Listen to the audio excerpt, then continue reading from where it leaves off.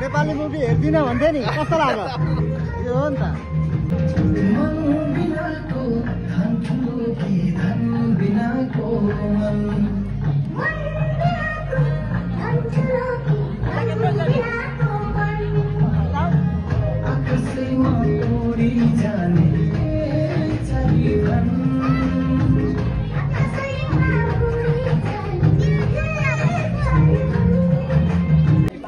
यसरी चाहिँ हेर्नै पर्ने मुभी भनेर मैले हैन मुभी चाहिँ दामी दिन हेर्दा फेरि पनि कति बोरिङ लागेन हैन How was the movie? I rated 10 out of 10. It was so good. 10 out of 10.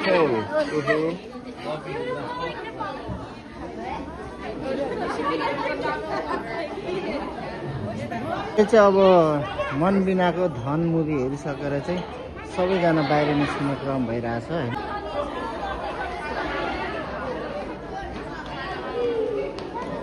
त्यसरी पुरा मन बिनाको धन मुभी हेरेर चाहिँ सबैजना घरबाट एकदमै निस्केको अवस्था छ हैन पुरा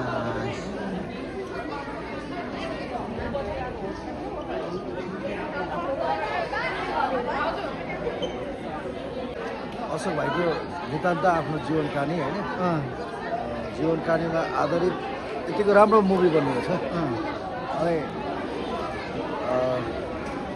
राम्रो छ यहाँले पनि हेरेर यस हामीले पहिला हेरेको 2-3 वटा मुभी सँगै हेरिन्थ्यो भन्दाखेरि यसमा कसैको जीवन कहानी आधारित मुभीहरू बनिँदाखेरि त्यति राम्रो हुँदैन नि त अरू तर यसमा चाहिँ फुल इन्टरटेनमेन्ट छ हैन कति ठाउँ मन छुने कुराहरू पनि छ मन छुयो कि छुएन भाइले चाहिँ हल्का जग्गा चाहिँ छुयो है त्यही कारणले अलिकति यस इन्टरटेन चाहिँ भरपुर थियो हैन त ल थ्याङ्क यू भाइ यसरी चाहिँ नेपाली मुभी चाहिँ धेरैजना हेर्न सक्नुहुन्छ I'm Pratikia. I'm Ellie. Okay, how was the movie? It was so good and it was so sad and very interesting. You guys should definitely go watch it. Yeah, did you cry while watching the movie? Yes, I cried so much. Like, wow. So much. So you like the one where like they like raised the money for the teacher and even though like he still died, they still use the money for teachers and put it into good use. Wow. Okay. What about you?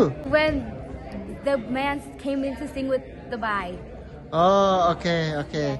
Nice. Yes, everyone go watch it. Okay, thank you. Bye.